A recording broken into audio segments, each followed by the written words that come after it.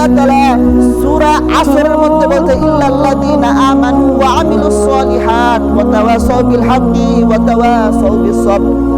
আল্লাহ তাআলা বলতেছে তারা কখনো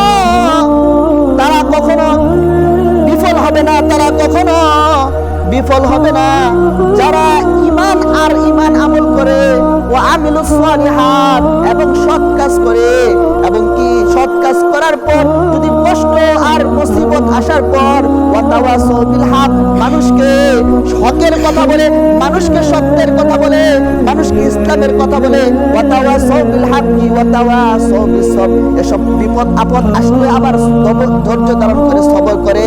আল্লাহ তাআলা বলতেছেন ওই সমস্ত মানুষেরা দুনিয়াতে কখনো বঞ্চিত হবে না, কখনো লাঞ্ছিত হবে না, আর তাদের জন্য কাল কিয়ামতের ময়দানে রয়েছে লা তাদখুলুল জান্নাহ, তাদের জন্য কাল কিয়ামতের ময়দানে রয়েছে সুসজ্জিত সুন্দর বালাখানা, তাদের জন্য রয়েছে শহর মণ্ডিত বালাখানা, তাদের জন্য রয়েছে ওই বালাখানার নিচে তাদের জন্য নহর প্রবাহিত হবে। বলেন না সুবহানাল্লাহ। সেই জন্য মুসলমান ঈমান আনতে হবে, পরিপূর্ণ ঈমানদার হইতে হবে, কারণ আল্লাহ তাআলা বলতেছেন যে ঈমান নিয়া মুসলমান পরিপূর্ণ মুসলমান হয়ে তারপরে কবরে আসো, তারপর মৃত্যুবরণ করো, কারণ মৃত্যুটা মানুষের জন্য নিশ্চিত, মৃত্যুটা মানুষের জন্য নিশ্চিত, আসবেই একদিন না একদিন আপনার মৃত্যু আসবে। যদি মৃত্যুর আগে আমি যদি ঈমান না নিয়ে যেতে পারি, পরিপূর্ণ মুসলমান না হইতে পারি, তাহলে এই মৃত্যুর পরে আমার জন্য এই মৃত্যুটা আমার জন্য হয়ে যাবে অনেক কষ্টকর, লাঞ্ছনার কারণ। কারণ কবরে রাখার পর থেকে আমার উপরেই ফেরেশতাদের আযাব শুরু হয়ে যাবে। কবর যার সুন্দর হয়ে যাবে, কবর যার নিরাপদ হয়ে যাবে, তার পরবর্তী ঘাটিগুলাও সুন্দর হয়ে যাবে। আর যার কবর নিরাপদ হবে না, কবরে যে ধরা খায় যাবে, মৃত্যুর পরেই কবরে যে ধরা খায় যাবে, তার পরবর্তী ঘাটিগুলাও ধরা খাইতে হবে।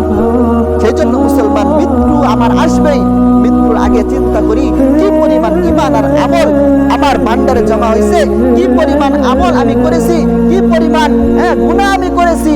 প্রতিদিন শোয়ার পরে, রাতে শোয়ার পরে একটু চিন্তা করে ঘুমাই, আজকে রাতে যদি আমি মৃত্যু হয়ে যায়, আজকে রাতে যদি আমি মৃত্যু হয়ে যায়, কালকে আমাকে আমার সন্তান, আমার পিতামাতা, আমার আত্মীয় স্বজনরা আমাকে কবরে রেখে আসবে।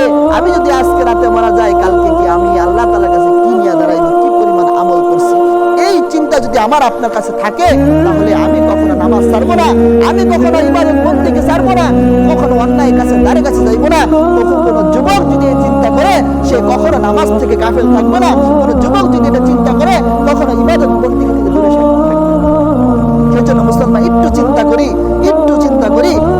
আমার তো যেতেই হবে, আমার পূর্বপুরুষ সবাই চলে গেছে, সবাই কবরের পথের যাত্রী, আমি কি পরিমাণ আমল নিয়ে যাইতেছি, কি পরিমাণ ঈমান নিয়ে যাইতেছি, এটাই আমার কাল কিয়ামতের ময়দানে এই ঈমান আর আমল, এই দুইটা জিনিস আমার ফুলফিল হবে। এই দুইটা জিনিস যদি আমার ঠিক থাকে, তাহলে আমি আল্লাহ তাআলার কাছে এই দুইটা জিনিস দেখাইয়া আমি আল্লাহ তাআলার জান্নাতে যাইতে পারবো। সেই জন্য মুসলমান যা কথা বললাম, সর্বপ্রথম আমাকে, তারপর আপনাদেরকে আমল করা তৌফিক দান করুন। আমিন।